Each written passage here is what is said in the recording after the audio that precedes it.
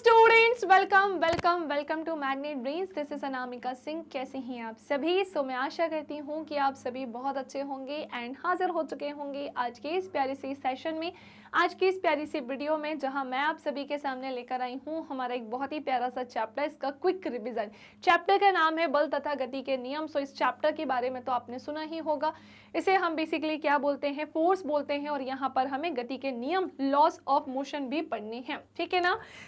इसे पढ़ने के पहले मतलब इसे तो खैर हम पढ़ेंगे ही, लेकिन सबसे पहले वन बाय वन करके इसके जितने इंपॉर्टेंट टॉपिक है वो मैं आपको बताती हूँ। जैसे सबसे पहली बात तो मैम, ये फोर्स यानी कि बल होता ही क्या है? फोर्स की डेफिनेशन बल व धक्का यानी पुश या फिर खिंचाव या पुल है, जो एक वस्तु द्वारा दूसरी वस्तु पर बेटा आरोपित होता है। बल को देखा नहीं जा सकता है, लेकिन इसके प्रभाव को महसूस जरूर किया जा सकता है। हम बल को देख नहीं सकते हैं, लेकिन इसका जो प्रभाव है उसे हम डेफिनेटली क्या कर सकते हैं बच्चे? महसूस कर सकते हैं। बल के निम्नलिखित प्रभावों को उत्पन्न कर सकता है, और वो कौन कौन से? अभी मैं तुम्हें बताऊंगी कि बल की जो परिभाषा है वो एक्चुअली में क्या होती है। Force is equals to mass multiply acceleration, यानी द्रव्यमान गुणा त्वरण होती है। इसी के साथ मैं तुम्हें बताना चाहती हूँ कि जो फोर्स यानी कि बल होता है ना, ये इसके परिभाषा, ये नियम नहीं, नियम तो हमें गति के दूसरे नियम ने दिया था, लेकिन जो परिभाषा है वो हमें किसने दी थी? गति के पहले नियम ने दी थी। अब हम जानते हैं, और बल किसी स्थिर पिंड को चला सकता है, बिल्कुल चला सकता है। कोई वस्तु अगर स्थिर अवस्था में है, मान लीजिए कि ये ऑब्जेक्ट है, मैं इसे धक्का देके क्या कर सकती हूँ? फोर्स लगा के गति की अवस्था में ला सकती हूँ। इसी के साथ बल किसी गतिशील पिंड को रोक सकता है। कोई वस्तु गति की अवस्था में है, उसे पकड़कर हम रोक सकते हैं, यानी कि विराम अवस्था में ला सकते हैं। बल किसी गतिशील पिंड की चाल में परिवर्तन कर सकता है। बल किसी गतिशील पिंड की दिशा में परिवर्तन कर सकता है। बल किसी पिंड की आकृति में भी क्या कर सकता है बच्चे? परिवर्तन कर सकता है, ठीक है। इसी के साथ ध्यान से सुनिएगा, बल कितने प्रकार के होते हैं? वैसे तो बहुत सारे होते हैं। संतुलित बल, असंतुलित बल, गुरुत्वाकर्षण बल होता है, अभिकेंद्रीय बल होता है, अपकेंद्रीय बल होता है। बल तो कई सारे होते हैं, लेकिन हम यहाँ पर डिस्कस करने जा रहे हैं दो महत्वपूर्ण बलों के बारे में, जो कि क्या है बच्चे? बैलेंस्ड फोर्स, जिसे हम इंग्लिश में संतुलित बल कहते हैं। इसका बेस्ट एग्जांपल ये रहा, तुम्हारे सामने एक टेबल है ना, और यहाँ पर एक क्या है? लकड़ी का बॉक्स है, ठीक है। अगर मैं यहाँ से एक वायर को कनेक्ट करती हूँ, मतलब एक रस्सी से भी इसको बांध के रखती हूँ, तो एक पर्सन यहाँ से खींच रहा है और एक पर्सन यहाँ से खींच रहा है, लेकिन ऐसे खींचा जा रहा है दोनों ही साइड से कि ये अपने स्थान से विस्थापित नहीं हो रहा है, वो जहाँ है वहीं पर बना है। तो यहाँ पर फोर्स कैसा लग रहा है भाई? LHS RHS, लेफ्ट साइड और राइट साइड से दोनों से ही इक्वल लग रहा है।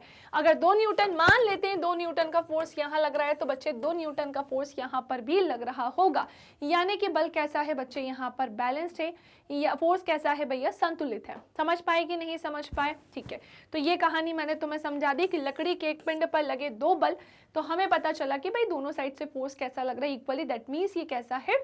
बैलेंस्ड है। वो रस्सा कस्सी का गेम याद है कि रस्सी एक साइड से पकड़ते हैं, दूसरे साइड से दूसरी टीम पकड़ती है।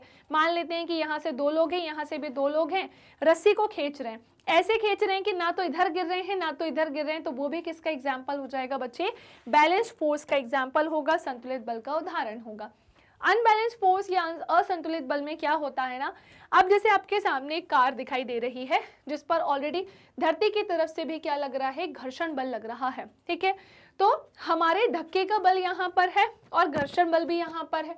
अब हमने क्या देखा? किया गया बल या भूमि द्वारा लगाया बल जो है वो नीचे लगेगा। गुरुत्व का जो बल है, बेसिकली जो ग्रेविटी है, वो नीचे की तरफ ही लगती है। कार हवा में थोड़ी ना उड़ेगी। तो यहाँ पर फोर्स कैसा लग रहा है? अनबैलेंस्ड फोर्स है, मतलब इक्वल फोर्स नहीं लग रहा है, जिसकी वजह से कार क्या होगी? आगे चलना शुरू कर जाएगी। अगर घर्षण बल से भी ज्यादा हम धक्का मारेंगे तो वो आगे बढ़ जाएगी।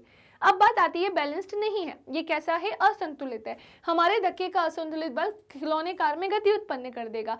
भले यहाँ से घर्षण बल है, भले ही यहाँ से ग्रेविटेशनल फोर्स है, कुछ भी फोर्स क्यों ना, लेकिन अगर हमने भी फोर्स लगा दिया है तो हमारा फोर्स इन दोनों के फोर्स से ज्यादा होगा, इसके फोर्स से ज्यादा होगा। हम धरती से तो लड़ाई नहीं कर सकते, रहेगी तो कार धरती पर ही, लेकिन इसके फोर्स से ज्यादा होगा। मान लीजिए कि ये 2 न्यूटन का फोर्स लगा रहा है, हमने 10 न्यूटन का लगा दिया, कार न जाने कितने आगे चली जाएगी।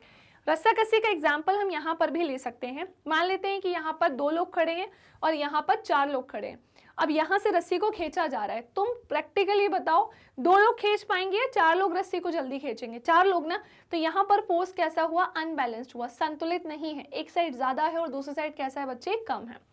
ठीक है, तो उम्मीद करती हूँ कि दोनों एग्जाम्पल तुम्हें समझ में आ गए होंगे। नाउ अब हम आते हैं Newton's laws of motion, Newton के गति के नियम, जो कि कुल कितने हैं बच्चे? 3 हैं।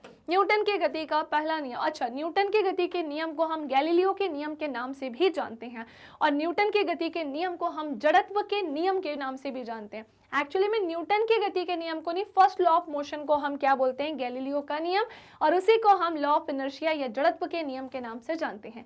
टोटल कितने होते हैं? 3 होते हैं। पहला का थोड़ी जानकारी मैंने दे दी है। गति का पहला नियम, दूसरा नियम, तीसरा नियम क्या कहता है? चलो इस पर थोड़ी सी चर्चा करते हैं। गति का पहला नियम, साइड में यहाँ पर मैं लिख रही हूँ जड़त्व के प्रकार की, इस साइड आ जाओ जरा जल्दी से। अगर कोई बच्चे वस्तु जो है वो विराम अवस्था में है ना, तो वो विराम अवस्था में ही रहेगी, और अगर बच्चे वो गति की अवस्था में है तो भैया वो गति की ही अवस्था में रहेगी जब तक बच्चे उस पर कोई एक्सटर्नल फोर्स अप्लाई ना हो, यानी कि भैया बाह्य बल काम ना करे। क्या कहा मैंने? कि जब तक उस पर कोई बाह्य बल काम ना करे, है ना। तो ये हमें गति के पहले नियम ने बताया है, जहां पर बेसिकली हम इनर्शिया पढ़ते हैं। और इनर्शिया क्या होता है? तो ये 3 तरह का होता है इनर्शिया।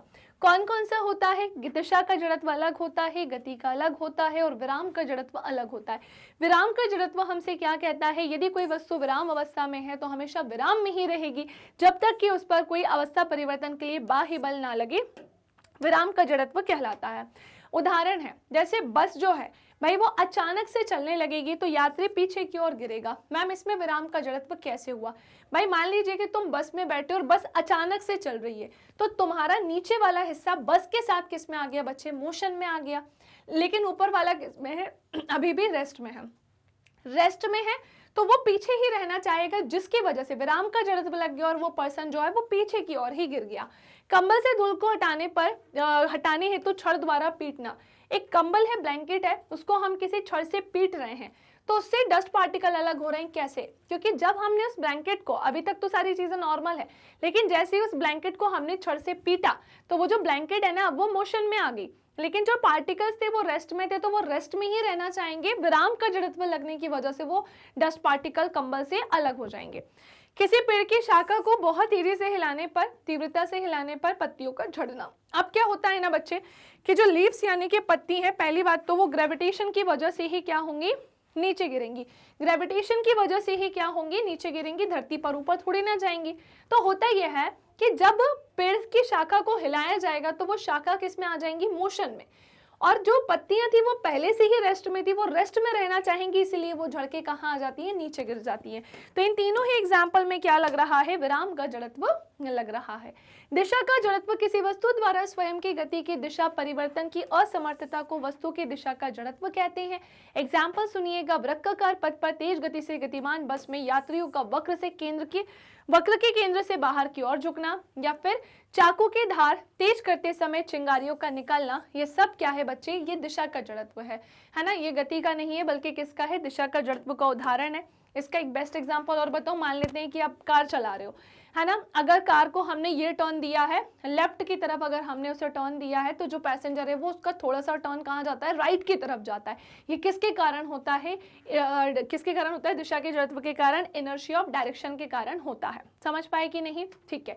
सो हमने यहाँ पर विराम का जड़त्व देख लिया और दिशा का जड़त्व देख लिया। एक और मैं आपको बताती हूँ जो कि क्या होता है? गति का जड़त्व होता है बच्चे। क्या होता है? सो एक और होता है जिसे हम क्या कहते हैं? गति का जड़त्व कहते हैं। मैम ये गति का जड़त्व हमसे क्या कहता है? अभी हमने क्या देखा था कि बस जो है वो अचानक से चलने लगी। बस जब अचानक से चलने लगी तो पैसेंजर का जो ऊपर का हिस्सा था वो रेस्ट में था, तो रेस्ट में ही रहना चाहेगा, जिसके कारण विराम का जड़त्व लगा और पैसेंजर पीछे की ओर गिरा। पर अगर चलती बस को अचानक से रोकेंगे, इसका बेस्ट एग्जांपल दे रही हूँ मैं गति के जड़त्व का, कि चलती बस को अचानक से रोकते हैं तो पैसेंजर आगे की तरफ आता है। रीजन क्या होता है? तो भाई नीचे का हिस्सा बस के साथ रेस्ट में आ जाएगा और पैसेंजर मोशन में था तो वो मोशन में ही रहना चाहेगा। तो गति के जड़त्व के कारण जो पैसेंजर है वो आगे की तरफ गिर जाता है। तो मैंने आपको सारे ही एग्जाम्पल यहाँ पर क्या कर दिए हैं? एक्सप्लेन कर दिए हैं। उम्मीद करती हूँ कि समझ में आ गए होंगे। नेक्स्ट आते हैं भाई न्यूटन के गति के दूसरे नियम की तरफ, जो हमसे कहता है इस नियम के अनुसार किसी वस्तु के संवेग यानी कि बच्चे मोमेंटम, क्या? मोमेंटम परिवर्तन की दर उस पर लगने वाले असंतुलित बाह्य बल के अनुक्रमानुपाती होती है। वह परिवर्तन यह परिवर्तन बल की दिशा में ही होता है। मुझे पता है तुम्हें ये भाषा बिल्कुल भी समझ में नहीं आई होगी, कुछ भी समझ में नहीं आई होगी, कोई बात नहीं, मैं तुम्हें इजी तरीके से समझाती हूँ। तो बच्चे जो फोर्स होता है ना, बेसिकली क्या होता है, आपने इसका फॉर्मूला देखा होगा कि फोर्स जो है वो बराबर होता है मास मल्टीप्लाई एक्सेलरेशन के, जो कि हमें किससे पता चलता है, गति के दूसरे नियम से पता चलता है। लेकिन मैम कैसे, तो वही मैं तुम्हें बताने जा रही हूँ। सबसे पहले मैं यहाँ बता रही हूँ तुमको प्रारंभिक स्थिति। प्रारंभिक स्थिति में ध्यान से सुनिएगा होता क्या है। सो प्रारंभिक स्थिति में होता यह है कि देखो भाई, मान लेते हैं कि जैसे कोई वस्तु है तो उसका कुछ ना कुछ बच्चे मास तो होगा ही, द्रव्यमान तो होगा ही, इसी के साथ साथ उसका इनिशियल वेलोसिटी यानी कि भैया उसमें क्या लगेगा, प्रारंभिक वेग लगेगा, जिसे हम किससे डिनोट करते हैं, यू से डिनोट करते हैं। और अगर मैं इसका इनिशियल मोमेंटम निकालूं तो भैया वो क्या हो जाएगा, एम यू हो जाएगा। मैम ये कहाँ से आया, तो ध्यान से सुनो, ये आया ऐसे कि मुझे करने दो जगह और इसे और नीचे लाने दो। एक्चुअली में होता यह है कि जो फोर्स है वो समानुपाती होता है, प्रोपोर्शनल होता है भैया संवेग में परिवर्तन की दर के। संवेग में परिवर्तन की दर के ये प्रोपोर्शनल होता है, यानी कि बच्चे क्या होता है, समानुपाती होता है। संवेग का फॉर्मूला क्या होता है भाई, तो वो होता है मास मल्टीप्लाई वेलोसिटी। बस वहीं से ही ये फॉर्मूला निकल कर आया है। अगर इसकी प्रारंभिक स्थिति है ना बच्चे, तो सुनो इसकी अंतिम स्थिति भी होगी, है ना। अगर प्रारंभिक स्थिति है तो भैया इसकी अंतिम स्थिति भी देखते हैं, और अंतिम स्थिति में तुम्हें पता तो है ही कि भैया मास मल्टीप्लाई क्या हो जाएगा, एक्सेलरेशन, और मास मल्टीप्लाई क्या हो जाएगा, m, मतलब उस वस्तु का मास है, और उसकी क्या है बेटा, अंतिम वेलोसिटी भी है। अंतिम वेग कितना हो जाएगा, v होगा।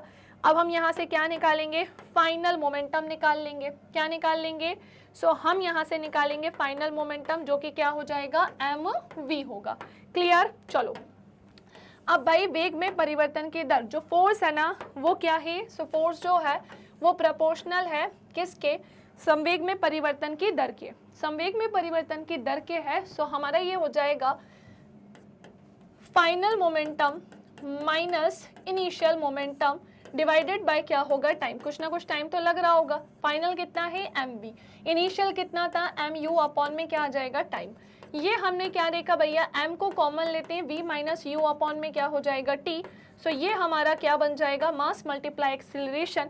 किसी कांस्टेंट चीज से मल्टीप्लाई करेंगे, 1 से ही कर देंगे, तो फोर्स का फॉर्मूला क्या हो जाएगा बच्चे, मास मल्टीप्लाई एक्सीलरेशन, और इसकी यूनिट क्या हो जाएगी, सो फोर्स की ऐसा यूनिट क्या होती है, तो वो होती है न्यूटन, या फिर किलोग्राम मीटर पर सेकंड स्क्वायर भी इसकी क्या होती है, यूनिट होती है। सो मैंने बहुत कम टाइम में तुम्हें ये पूरी कहानी मैथमेटिकल कैलकुलेशन करके बता दिया है कि कैसे इसका जो फॉर्मूला है वो बना। इसी के साथ न्यूटन के गति का तीसरा नियम देखते हैं, जो हमें बताता है कि भैया हर क्रिया की बराबर और विपरीत प्रतिक्रिया होती है। इस नियम के अनुसार जब एक वस्तु दूसरी वस्तु पर बल लगाती है, तब दूसरी वस्तु भी पहली वस्तु पर उतना ही बल विपरीत दिशा में लगाती है, ऑपोजिट डायरेक्शन में लगाती है ना। तो अब हम इसमें देख सकते हैं स्प्रिंग तुला में क्रिया प्रतिक्रिया बल लग रहा है। अगर यहाँ 5 न्यूटन का बल लग रहा है, क्रिया हो रही है, तो प्रतिक्रिया भी 5 न्यूटन की ही होगी। हमारे द्वारा चलना, वॉकिंग, यहाँ पर भी गति का तीसरा नियम काम करता है, क्योंकि जब हम चलते हैं तो धरती भी अपनी तरह से एक फोर्स यानी बल लगाती है, जिसकी वजह से हम चल पाते हैं, अदरवाइज वरना तो हम हवा में भी चलते। किसी बंदूक को जब चलाते हैं, जब रियल में कभी चलाओगे, तुम्हें चलाना नहीं है ऐसे बट बता रही हूँ, तो वो यहाँ पर पीछे की तरफ क्या देती है, एक झटका देती है ना। जिसको चलाना आता है उसको भी एक थोड़ा सा झटका तो लगता है, और जिसको नहीं आता है कई बार ऐसा झटका लगता है कि शोल्डर उतर जाता है। तो यहाँ पर भी गति का तीसरा नियम काम किया। रॉकेट के उड़ने में भी गति का तीसरा नियम ही क्या करता है बच्चे, काम करता है। कुछ एग्जाम्पल मैंने लिए हैं न्यूटन के गति के थर्ड नियम से, जैसे दो व्यक्तियों का टकराना, व्यक्ति का चलना, बंदूक का पीछे हटना, या फिर नाव का आगे की दिशा में चलना, रॉकेट का संचालन। यहाँ पर सभी जगह पर क्या काम कर रहा है, न्यूटन के गति का बच्चे तीसरा नियम काम कर रहा है। सो दैट्स इट, इतना ही। उम्मीद करती हूँ कि सब कुछ अच्छे से क्लियर हो गया होगा, समझ में आ गया होगा। लाइक कर देना, शेयर कर देना, और कैसा लगा वीडियो कमेंट सेक्शन में ज़रूर बताना। So bye, take care, thank you class.